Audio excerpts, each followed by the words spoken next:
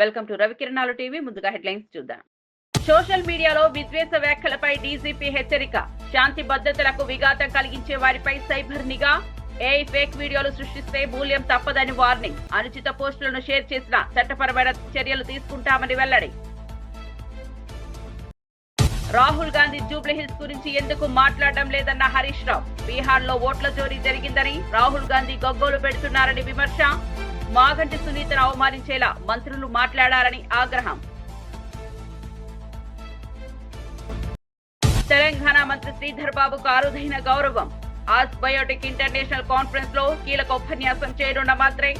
దేశంలో ఈ గౌరవం దక్కిన ఏకైక మంత్రి శ్రీధర్ బాబు.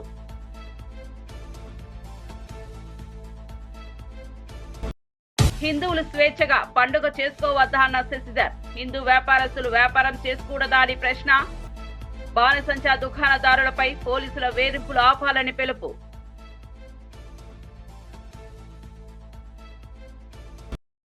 ఇక వార్త వివరాల్లోకి వెళ్తే, సామాజిక మాధ్యమాలను అడ్డం పెట్టుకుని విద్వేషాలు రెచ్చగొట్టే వారిపై రాష్ట్ర డీజీపీ హరీష్ కుమార్ గుప్తా తీవ్ర హెచ్చరికలు జారీ చేశారు.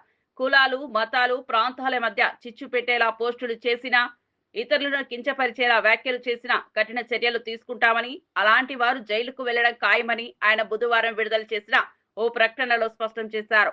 శాంతి భద్రతలకు విఘాతం కలిగించే కంటెంట్ పై రాష్ట్రంలోని అన్ని సైబర్ విభాగాలు సమన్వయంతో ప్రత్యేక నిఘా పెట్టాయని వెల్లడించారు. ప్రముఖులైన, సామాన్యులైన ఎవరి గౌరవానికి భంగం కలిగించినా ఉపేక్షించేది లేదని డీజీపీ తేల్చి చెప్పారు. ఫోటోలు, వీడియోలు లేదా కనీసం వ్యాఖ్యల రూపంలో రెచ్చగొట్టే చర్యలకు పాల్పడితే చట్టపరమైన ఇబ్బందులు తప్పవని హెచ్చరించారు. విద్యార్థులు, ఉద్యోగులు, సాధారణ పౌరులు సహా ప్రతి ఒక్కరూ సోషల్ మీడియాను బాధ్యతాయుతంగా వినియోగించుకోవాలని సూచించారు. ఆన్లైన్ వేదికలకు జ్ఞానాన్ని పెంపొందించుకోవడానికి, సృజనాత్మక చర్చలకు వాడుకోవాలని కోరారు.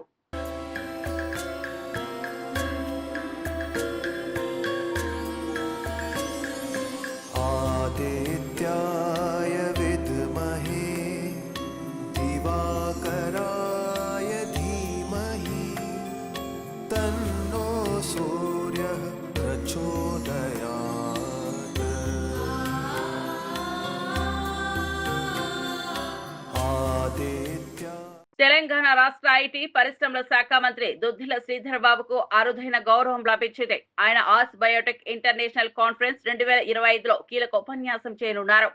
లైఫ్ సైన్సెస్ రంగంలో ఆసియా పసిఫిక్ ప్రాంతంలో ఇది అత్యంత ప్రతిష్టాత్మకమైన సదస్సుగా పరిగణించబడుతోంది. ఆస్ట్రేలియా కాన్సుల్ జనరల్ హిల్ మెగ్గిచి ఈ మేరకు ఆయనకు ఆహ్వానించారు. దేశంలో ఈ గౌరవం పొందిన ఏకైక మంత్రి శ్రీధర్ బాబు కావడం విశేషం. ఈ సదస్సు ఈ నెల 21 నుంచి 24 వరకు ఆస్ట్రేలియాలోని మెల్బోర్న్ లో జరగనుంది. గత 2 ఏళ్లలో లైఫ్ సైన్సెస్ రంగంలో సాధించిన పురోగతిపై మంత్రి శ్రీధర్ బాబు ప్రసంగిస్తారు. అదే సమయంలో తెలంగాణలో ఈ రంగంలో ఉన్న అనుకూలతలు, అవకాశాలను గురించి ఆయన ప్రస్తావిస్తారు. అన్ని సాక్ష్యాలతో కూడుకున్న సాక్ష్యాలను ముందుకు నడుస్తూ దేశంలో వివిధ రాష్ట్రాల్లో, బీజేపీ పాలిత రాష్ట్రాల్లో ఏ విధంగానైతే ఓట్ చోరీకి పాల్పడి వారు ఎన్నికలు గెలవడానికి ప్రయత్నం చేస్తున్నారో, రాహుల్ గాంధీ గారు ప్రత్యేకంగా దేశ ప్రజానీకానికి సంబంధించి ఓటు ప్రాథమిక హక్కు అని తెలియజేస్తూ ముందుకు నడుస్తూ ఉన్నారు. అదేవిధంగా ఇక్కడ నిన్న కేటీఆర్ గారు రాహుల్ గాంధీ గారిని చూసి, పులిని చూసి ఎవరు వాత పట్టుకున్నట్టు ఉంది, నక్క. ఎవరిచ్చిండ్రు నివేదిక? కలెక్టర్ గారు స్పష్టంగా చెప్పడం జరిగింది. పార్లమెంటు ఎన్నికల కంటే ముందు ఓట్లకు సంబంధించి, అసెంబ్లీ ఎన్నికల కంటే ముందు ఓట్లకు సంబంధించిన ప్రభుత్వం ఎవరిది ఉండే అండి? ఇక్కడ టీఆర్ఎస్ పార్టీ ప్రభుత్వం అధికారంలో ఉండే. తప్పిదాలు ఆనాడు జరిగినాయి అంటే వారి హయంలో జరిగినాయి. వారి హయంలో జరిగింది వారు ప్రస్తావన చేస్తూ ఉంటే మరి వారి బాధ్యులు కావాలి, కానీ మేము బాధ్యులు అవుతాం? ఆ రోజు వారు ఓటు చోరీ చేసి గెలిచిన కొన్ని సీట్లు కూడా ఆ విధంగా గెలిచిండ్రని స్పష్టంగా ఈరోజు వారు చెప్తున్నట్టు ఉంది. ఓటు చోరీకి సంబంధించి ఒక స్పష్టమైన వైఖరితో ప్రజాస్వామ్యంలో ప్రజలకు కల్పించిన ఒక ప్రధానమైన ఆయుధం ఎన్నికలు జరిపి ఈరోజు ప్రజలకు సంబంధించిన ప్రభుత్వాలు ఏర్పాటు చేయాలి, వారి ప్రతినిధులను ఎన్నుకోవాలనే ఒక ప్రధానమైన ఉద్దేశంతో రాజ్యాంగంలో ఉన్న హక్కును కల్పించే కార్యక్రమం చేస్తే దాన్ని తూట్లు పొట్టడానికి ఒక పరంగా బీజేపీ పాలిత రాష్ట్రాలకు సంబంధించిన అక్కడున్న ఓట్ల చోరీ ఏ విధంగా అయిందో గత టీఆర్ఎస్ పార్టీ ప్రభుత్వంలో కూడా అదే విధంగా అయిందని వారే చెప్పక చెప్తా ఉన్నారు. ఇది స్పష్టం. మాకు చిత్తశుద్ధి ఉంది, మేమేదో చెప్పాలని కాదు. ఈరోజు జూబ్లీ హిల్స్ ఎలక్షన్స్కి సంబంధించి ప్రజల్లో ఈ ప్రభుత్వంపై ముఖ్యమంత్రి గారిపై ఒక నమ్మకం, ప్రత్యేకించి గ్రేటర్ హైదరాబాద్ మున్సిపల్ పరిధిలో గత 2 సంవత్సరాల నుంచి ఒక ప్రణాళిక. బీహార్ అసెంబ్లీ ఎన్నికల నేపథ్యంలో ఓట్లు చోరీ జరిగిందని ఆరోపిస్తున్న రాహుల్ గాంధీ తెలంగాణలోని జూబ్లీహిల్స్ నియోజకవర్గంలో జరుగుతున్న ఓట్లు చోరీపై ఎందుకు మాట్లాడడం లేదని BRS senior MLA Harish Rao ప్రశ్నించారు. జూబ్లీహిల్స్ నియోజకవర్గానికి చెందిన బీజేపీ నాయకులు, కార్యకర్తలు హరీష్ రావు సమక్షంలో బీఆర్ఎస్ లో చేరారు. ఈ సందర్భంగా హరీష్ రావు మాట్లాడుతూ మాగంటి సునీతను గెలిపించాలని, ఒక ఆడబిడ్డను ఆశీర్వదించాలని విజ్ఞప్తి చేశారు. భర్తను కోల్పోయిన భార్య, తండ్రిని కోల్పోయిన పిల్లలు ఎంతో దుఃఖంలో ఉన్నారని, ఆడబిడ్డలను అవమానించే విధంగా మంత్రులు మాట్లాడడం దుర్మార్గమని అన్నారు. విఘ్నత మర్చి విచక్షణ లేకుండా చిల్లర రాజకీయాలు చేస్తున్నారని ఆగ్రహం వ్యక్తం చేశారు.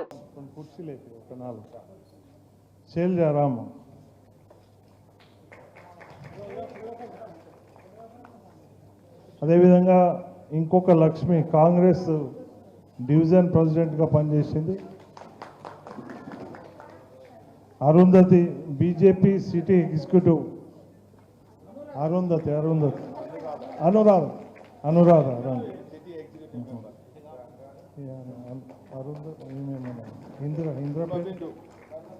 హిమబిందు మంజుల ఇందిరా కూడా రామ ఇందిర మంజుల కృష్ణ లక్ష్మి సత్యవతి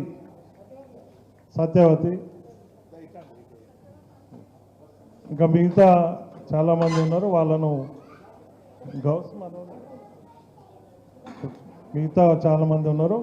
వాళ్ళను మరి అన్న మాట్లాడిన తర్వాత వాళ్ళందరి పేర్లు చదివి వాళ్లకు కండువాలతో స్వాగతం చెప్తారు. మరి పెద్దలు మన మాజీ మంత్రివర్యులు గౌరవనీయులు శ్రీ హరీష్ రావు గారిని మాట్లాడవలసిందిగా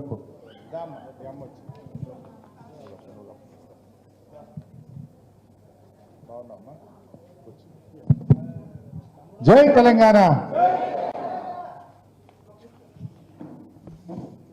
మిత్రులందరికీ నమస్కారం.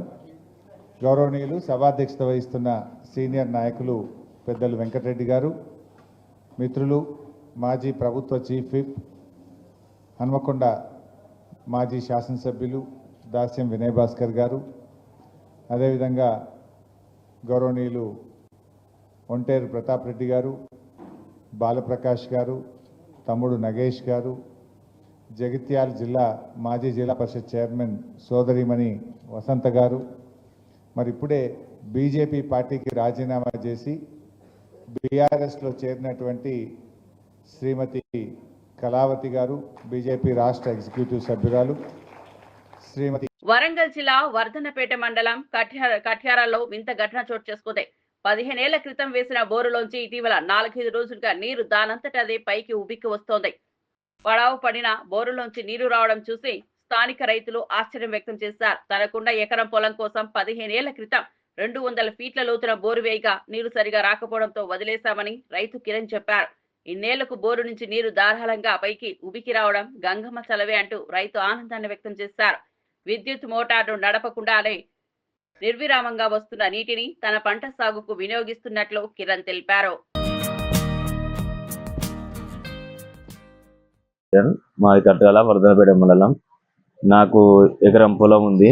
ఆ పొలంలో 15 ఏళ్ల క్రితం ఒక బోర్ వేసాను.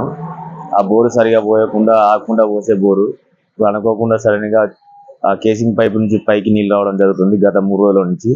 అది నిరంతరం అట్నే ఆగకుండా వస్తున్నాయి. దానితో నేను బోరు పెట్టే పని లేకుండా అయితే అవుతుంది. అసలు ఇది ఇంతవరకు ఎప్పుడు అట్లా చూడలేదు మేము. మాకు చాలా ఆశ్చర్యం వేసింది, సంతోషకరంగా ఉన్నాం.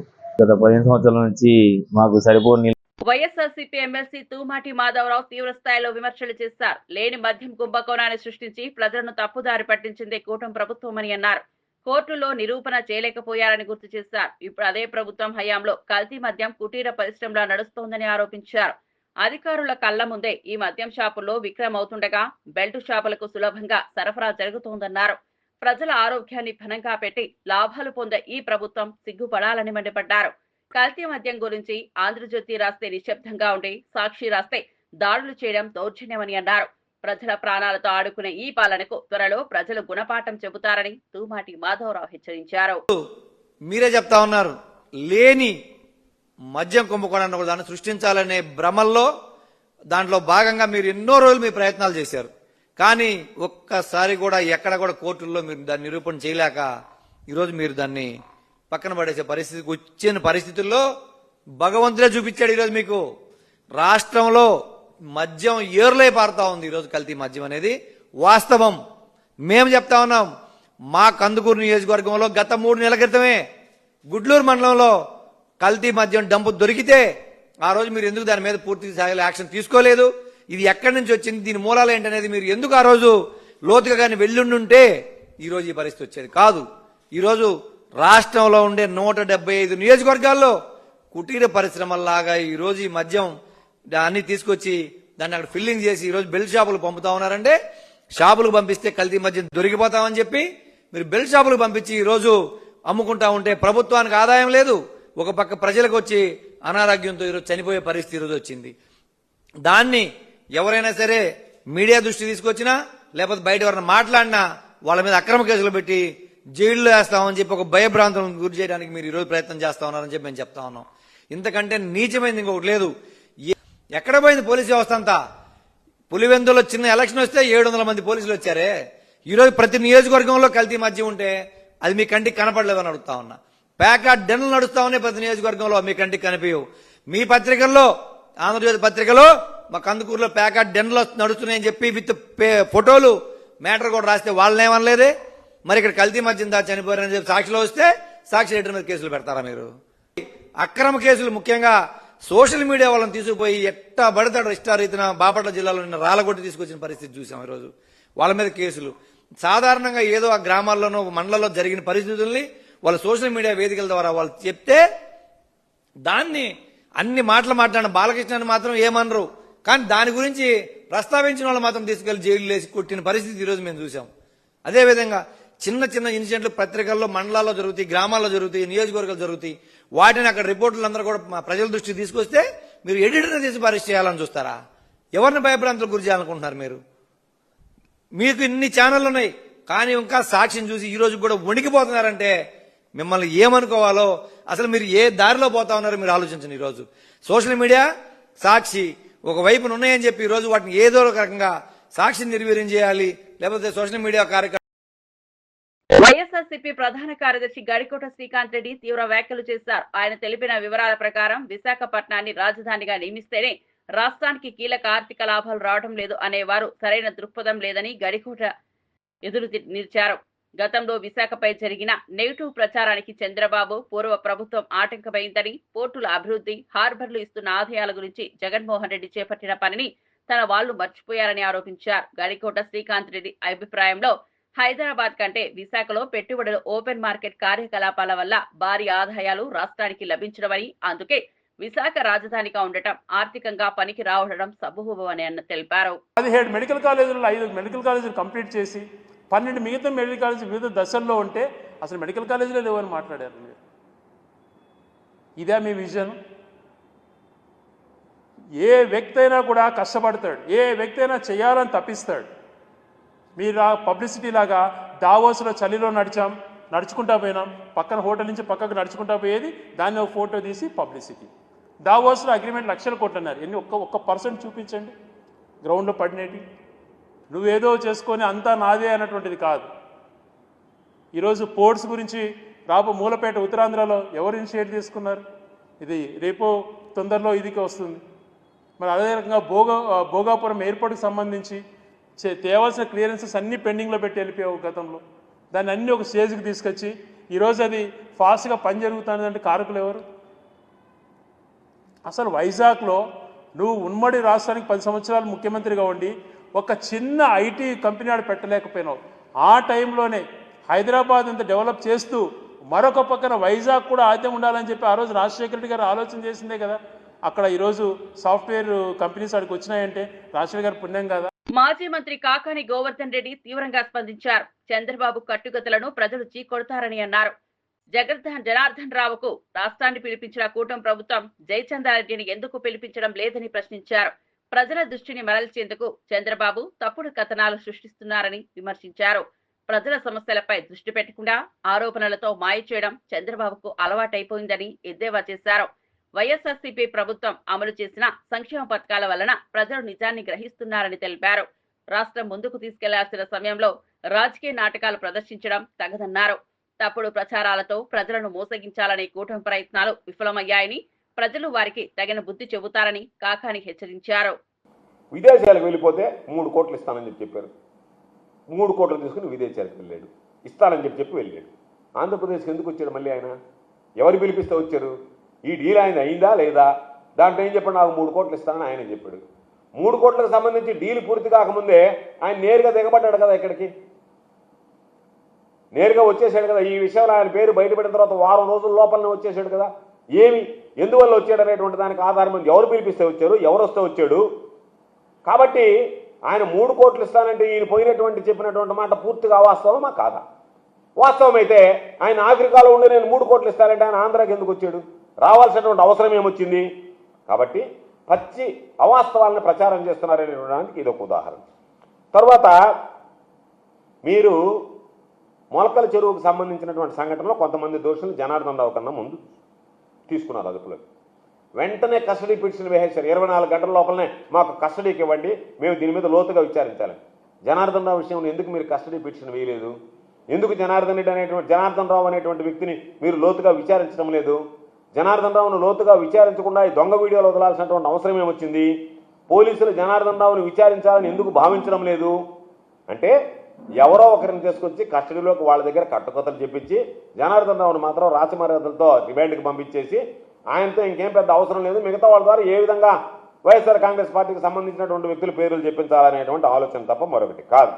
కాబట్టి మేము మిమ్మల్ని అడిగేటువంటి మరొక ప్రశ్న, టీడీపీ నేత ఉన్నటువంటి జనార్దన్ రావును ఆంధ్ర రాష్ట్రానికి పిలిపించినటువంటి మీరు జయచంద్రారెడ్డిని. తిరుపతిలో మాజీ మంత్రి రోజా కూటమి ప్రభుత్వంపై ఘాటుగా మండిపడ్డారు. మామిడి రైతుల సమస్యలపై వైఎస్ఆర్సీపీ ఎప్పటి నుంచో పోరాటం చేస్తోందని గుర్తు చేశారు. మాజీ సీఎం జగన్ బంగారుపాలెం వచ్చినప్పుడు ప్రభుత్వం ఇచ్చిన హామీని ఇప్పుడు విస్మరించిందని విమర్శించారు. మామిడి రైతులకు ప్రభుత్వం ₹4, ఫ్యాక్టరీ తరపున ₹8 చొప్పున ఇస్తామని చెప్పి 4-5 నెలలుగా డబ్బులు ఇవ్వకుండా మోసం చేసిందని ఆగ్రహం వ్యక్తం చేశారు. రైతుల కష్టాలను అర్థం చేసుకోలేని ఈ ప్రభుత్వం నిర్లక్ష్యానికి పరాకాష్ఠగా మారిందని అన్నారు. జగన్ హయాంలో రైతులకు న్యాయం జరిగిందని, కానీ ఇప్పుడు వారిని అణిగిదొక్కే ప్రయత్నం జరుగుతోందని ఆరోపించారు. మామిడి రైతుల కోసం మళ్లీ ఉద్యమం మొదలవుతుందని, ప్రజలతో కలిసి వైఎస్ఆర్సీపీ పోరాడుతుందని రోజా స్పష్టం చేశారు. కూడా ఎక్స్ లో ఎలా స్పందించారో మీ అందరికి కూడా తెలుసు. ఈ రోజైతే ప్రభుత్వం తన తరఫున ఇవ్వాల్సిన తన వాటాగా ₹4 లెక్కన 40,795 మంది రైతులకి 46,000 మెట్రిక్ టన్నుల తోతాపురి మామిడికాయలకి మరి ఈ రోజు 185 కోట్లు వేసింది. ఇది రైతుల విజయం, వైఎస్ఆర్సీపీ విజయం. కానీ ఇంతటితో చేతులు దులుపుకుంటే సరిపోదు. దీంతో పాటు ఫ్యాక్టరీలు ఇవ్వాల్సిన 370 కోట్లను కూడా ప్రభుత్వం ఇప్పించాల్సిన బాధ్యత తీసుకోవాలి. ఎందుకంటే ఆ రోజు ప్రభుత్వం చెప్పింది కాబట్టే రైతులు ధైర్యంగా ఫ్యాక్టరీలకి తోతాపురి మామిడికాయలు తోలటం జరిగింది. సో ఈ 370 కోట్లు కూడా రైతులకు చేరే వరకు రైతుల పోరాటానికి వైఎస్ఆర్సీపీ అండగా ఉంటుందని హెచ్చరిస్తున్నాం. విశ్వ హిందూ పరిషత్ జాతీయ ప్రతినిధి రావినూతల శశిధర్ ఘాటుగా స్పందించారు. హిందువులు స్వేచ్ఛగా పండగ చేసుకోవద్దా అని ప్రశ్నించారు. హిందూ వ్యాపారులు వ్యాపారం చేసుకోకూడదా? బాణసంచా దుకాణదారులపై పోలీసులు వేధింపులు ఆపాలని డిమాండ్ చేశారు. హైదరాబాద్ లో టాస్క్ ఫోర్స్ పోలీసుల వేధింపులు పెరుగుతున్న ఫిర్యాదులు అందుతున్నాయని తెలిపారు. అన్ని ప్రభుత్వ శాఖల నుంచి అనుమతులు ఉన్నప్పటికీ హిందూ చిరు వ్యాపారులను ఇబ్బందులకు గురిచేయడం అన్యాయమని అన్నారు. దీపావళి పండుగపై ఏ నిషేధం లేదని అయినా ఆంక్షలు విధించడం దురుద్దేశమని పేర్కొన్నారు. ఇతర మతాల పండుగలకు నగరాన్ని బలాదూరుగా వదిలేస్తూ హిందూ పండుగలకు మాత్రమే అడ్డంకులు ఎందుకు అని ప్రశ్నించారు. ప్రభుత్వం వివక్షకు తెరిచిందే, సమాన హక్కులను కాపాడాలని శశిధర్ హెచ్చరించారు. హిందూ చిరు వ్యాపారుల మీద ఈ వేధింపులు ఎందుకు? అన్ని ప్రభుత్వ శాఖల నుంచి అనుమతులు వచ్చిన తర్వాత కూడా ఇంకొక 5 రోజులైతే పండుగ లేదు, ఇంకా పోలీసు శాఖ హిందూ చిరు వ్యాపారులు బాణసంచా వ్యాపారులకు ఎందుకు అనుమతులు ఇస్తలేదు? ఇతరుల పండుగలకు బలాదూరుగా భాగ్యనగరాన్ని వదిలిపెట్టేటువంటి మీరు అనుమతులు తీసుకొని వ్యాపారం చేయాలనుకున్నటువంటి హిందూ వ్యాపారులపైన ఈ వేధింపులు ఎందుకు? వెంటనే హిందూ బాణసంచా దుకాణదారులు ఎవరైతే ఉన్నారో వారికి అనుమతులు మంజూరు చేయాలా. ఇతర వ్యాపారులు, చిరు వ్యాపారులు, వీధి వ్యాపారులు పండుగల పూట పండుగ సామాను అమ్ముకునేటువంటి చిరు వ్యాపారుల మీద ఏ ప్రభుత్వ విభాగం యొక్క పెత్తనాన్ని కానీ వేధింపులను కానీ సహించమని చెప్తా ఉన్నాం. వాళ్ళ కుటుంబాల్లో కూడా పండుగ వాతావరణం నిలవాలి. కాబట్టి ప్రభుత్వానికి, పోలీసులకు, అన్ని ప్రభుత్వ విభాగాలకు హిందూ పండుగల పూట ఈ వేధింపులు చేయొద్దని చెప్పి కోరుతా ఉన్నాం. వెంటనే బాణసంచా దుకాణదారులకు అనుమతులు పోలీస్ శాఖ తొక్కిపెట్టినటువంటి అనుమతులను వెంటనే మంజూరు చేయాలా విహెచ్పి డిమాండ్ చేస్తూ ఉంది. యువ హీరో సాయి దుర్గతేజ్ ప్రధాన పాత్రలో రూపొందుతున్న పాన్ ఇండియా చిత్రం సంబరాల ఏటిగట్టు గ్లింప్స్ లాంచ్ ఈవెంట్ హైదరాబాద్ లో ఘనంగా జరిగింది. ఐశ్వర్య లక్ష్మి హీరోయిన్ గా నటిస్తుండగా రోహిత్ కేపీ దర్శకత్వం వహిస్తున్నారు. ఈ వేడుకకు దర్శకులు దేవకట్ట, వశిష్ఠ ముఖ్య అతిథులుగా హాజరై చిత్ర బృందాన్ని అభినందించారు. పీరియాడికల్ కథాసంతంతో రూపొందుతున్న ఈ చిత్రం తెలుగు సినీ ప్రేమికుల్లో ఆసక్తిని రేపుతోంది. ఈ సందర్భంగా సాయి ధరమ్ తేజ్ మాట్లాడుతూ, ఇది నా కెరియర్ లో ప్రత్యేకమైన సినిమా. దేశవ్యాప్తంగా తెలుగు సెన్సిటివిటీని చూపించే ప్రయత్నం చేస్తున్నామన్నారు. దర్శకుడు రోహిత్ కేపీ సాంకేతికంగా అద్భుతమైన విజువల్ ట్రీట్ అందించనున్నట్లు తెలిపారు. ఈ మూవీ 2025 సమ్మర్ లో విడుదల కానుంది. మా గురుగారితో సినిమా చేసి దాంతో వరుసగా 2 సినిమాలు ఆపేశారు. అండ్ ఈ సినిమా నాకు అవకాశం కింద వచ్చింది. సో నాకు ఈ అవకాశం వచ్చినప్పుడు నేను మొత్తం నా సర్వస్వంతో దారిపోసాను. ఐ రియలీ విష్ మీ అందరికీ ఈ సినిమా నచ్చుతుందని. ఈ సినిమా డిలే అయిపోతుంది, లేట్ అవుతుందని చెప్పి అందరూ కాస్త కంగారు పడినా మంచి క్వాలిటీతో మీరు ఇద్దరు సినిమా తీసుకురావాలి. ఇప్పుడున్న మీ జనరేషన్కి, మీ మైండ్ ప్రాసెసింగ్కి దానికి అనుకూలంగా మీ సినిమా రావాలని చెప్పి దాని మీద కష్టపడ్డాం. సో డెఫినెట్లీ ఈ సినిమా దానికి ఆన్సర్ చేస్తుంది. I'm hoping and wishing that this film will answer to all your thoughts and doubts. And మా సినిమా ప్రొడ్యూసర్స్ నిరంజన్ గారు అండ్ చైతన్య గారు have been a huge support అండి. అంటే ఈ సినిమాకి ఇంత ఖర్చు అవుతుందని చెప్పి అనుకున్నా కూడా వాళ్ళు ఎక్కడ వెనకాడకుండా మాకు సపోర్ట్ చేస్తూ ఉన్నారు. And thank you so much ఇద్దరికి. సారీ ఫస్ట్ టీజర్ ఆపి స్పీక్ మచ్, క్రౌడ్ ఎక్కువ ఉంది కదా. అండ్ సినిమా కోసం పనిచేసిన ఫ్యాషన్ డిజైనర్, మా కాస్ట్యూమ్ డిజైనర్ మా ఆయిషా గారు హ్యాస్ బీన్ కంటిన్యూస్లీ వర్కింగ్ అండి. ఆల్మోస్ట్ ఈచ్ క్యారెక్టర్కి ఒక 40-50 వెరైటీ ఆఫ్ కాస్ట్యూమ్స్ అనేది రెడీ చేశారు. థ్యాంక్ యూ సో మచ్ అండి. అండ్ మా కచింగ్ నవ్వకండి, మా సినిమా మొత్తంలో బాగా ఖర్చు అయిన పాట ఏదైనా ఉందంటే ఈయనకు వద్దన్నా కానీ బిల్లు వస్తూనే ఉంటుంది. బాగా ఎక్కడ వెనకకుండా ఖర్చు పెట్టింది ఒకటే చోట, అది ప్రొడ్యూసర్కి బాగా ఖర్చు అయింది. హీరో రెమ్యునరేషన్ కాదు, క్యారెక్టర్ రెమ్యునరేషన్ కాదు, ఇంకేమి కాదు, ఓన్లీ ప్రొడక్షన్ డిజైన్. దక్షిణ కాశీగా పేరుగాంచిన వేములవాడ శ్రీ రాజరాజేశ్వర స్వామి ఆలయ అభివృద్ధి పనులు వేగంగా సాగనున్నాయని ప్రభుత్వ విప్ ఆది శ్రీనివాస్ తెలిపారు. ఈ నెల 19-20 తేదీల్లో శృంగేరి పీఠాధిపతి విధిశేఖర భారతి పర్యటన నేపథ్యంలో ఆలయ ప్రగతిపై వివిధ శాఖల అధికారులతో సమీక్షా సమావేశం నిర్వహించారు.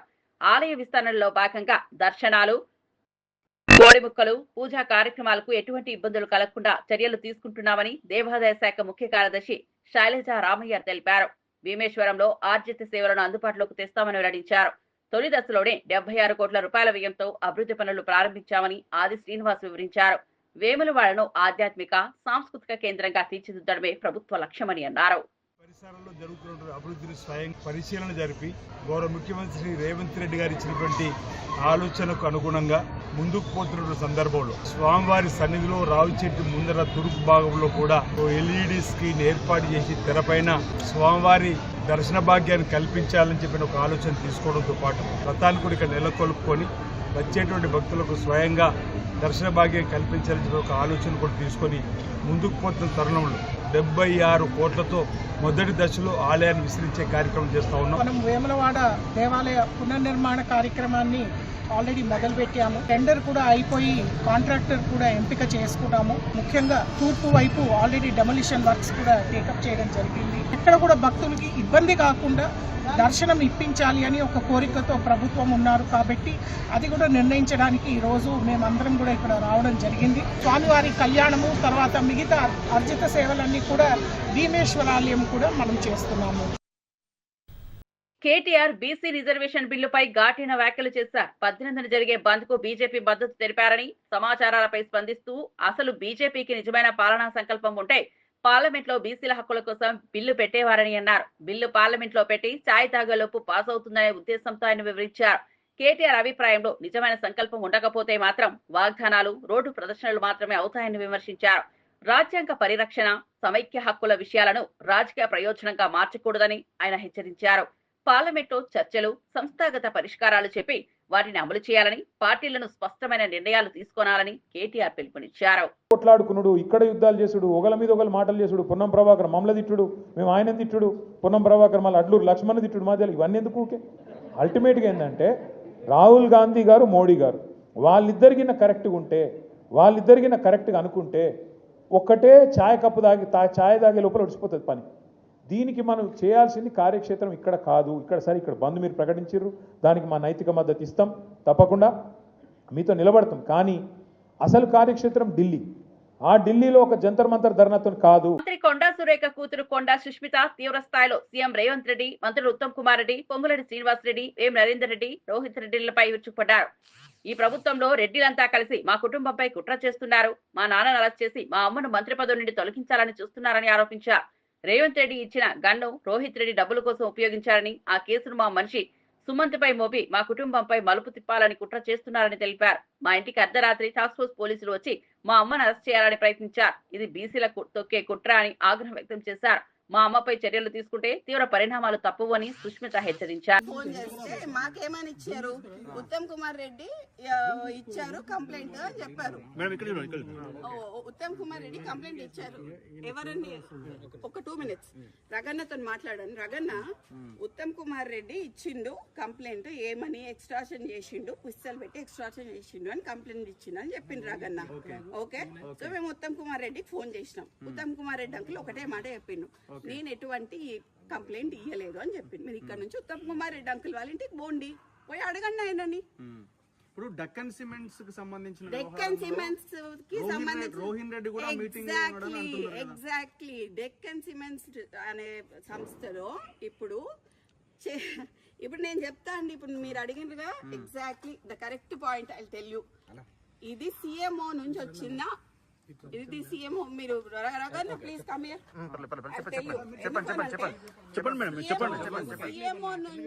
సిఎంఓ నుంచి ఎవరు ఇప్పుడన్నా మీరు చెప్పిన పేరేంటిది? రోహిన్ రెడ్డి. ఆయన ఎవరు? సీఎం కి దగ్గర, అదేనా పక్కన ఉంటాడా? ఆయన వచ్చి సుమంత్ ని ఏంటిది మ్యాటర్ అని అడిగిండు డెక్కన్ సిమెంట్స్ గురించి. అడిగితే రోహిన్ రెడ్డి ఆఫీస్ లో సుమంత్ ను రోహిన్ రెడ్డి కలిసి కూర్చొని మాట్లాడి డెక్కన్ సిమెంట్స్ వాళ్ళతో మాట్లాడిండ్రు. దాన్ని బెదిరించుడు అన్నారు. సరే, బెదిరించుడు అంటే, ఎక్స్టార్షన్ అంటే, పిస్తల్ పెడితే దాంట్లో రోహిన్ రెడ్డి ఉండాలి, అప్పుడు సీఎం రేవంత్ రెడ్డి కూడా ఉండాలి. అంటే రోహిన్ రెడ్డి దగ్గరికి సుమంత్ పిలిస్తే వెళ్ళిండా, లేకపోతే ఇద్దరు కలిసి చేసిర్రా? రోహిన్ రెడ్డి సుమంత్ ని పిలిచిండు. ఓకే, సీఎం రోహిన్ రెడ్డికి చెప్పిండు, రోహిన్ రెడ్డి సుమంత్ ని పిలిచిండు, సుమంత్ ను రోహిన్ రెడ్డి కలిసి రోహిన్ రెడ్డి ఆఫీస్ లో మాట్లాడిండు. ఇది సీఎం నుంచి వచ్చిన ఆదేశం ప్రకారం రోహిన్ రెడ్డి చేసిండు. అయితే ఇప్పుడు ఏముంటదండి, ఏం జరుగుతుంది అని అడుగుంటారు, అంతే కదా. దేని గురించి అనేది తెలియాలి కదా. ఇప్పుడు ఎక్స్ట్రాక్షన్ చేసి ముగించే ముందు హెడ్లైన్స్ మరోసారి చూద్దాం. సోషల్ మీడియాలో విద్వేష వ్యాఖ్యలపై డీజీపీ హెచ్చరిక. శాంతి భద్రతలకు విఘాతం కలిగించే వారిపై సైబర్ నిఘా. ఏఐ ఫేక్ వీడియోలు సృష్టిస్తే మూల్యం తప్పదని వార్నింగ్. అనుచిత పోస్టులను షేర్ చేసిన చట్టపరమైన చర్యలు తీసుకుంటామని వెల్లడి. రాహుల్ గాంధీ జూబ్లీహిల్స్ గురించి ఎందుకు మాట్లాడడం లేదన్న హరీష్ రావు. బీహార్ లో ఓట్ల చోరీ జరిగిందని రాహుల్ గాంధీ గగ్గోలు పెడుతున్నారని విమర్శ.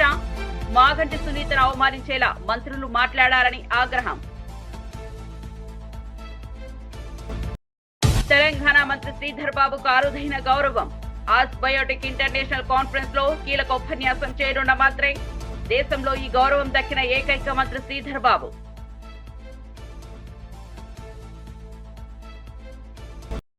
హిందువులు స్వేచ్ఛగా పండుగ చేసుకోవద్దా అన్న శశిధర్. హిందూ వ్యాపారస్తులు వ్యాపారం చేసుకోకూడదా అని ప్రశ్న. బాణసంచా దుకాణదారులపై పోలీసుల వేధింపులు ఆపాలని పిలుపు.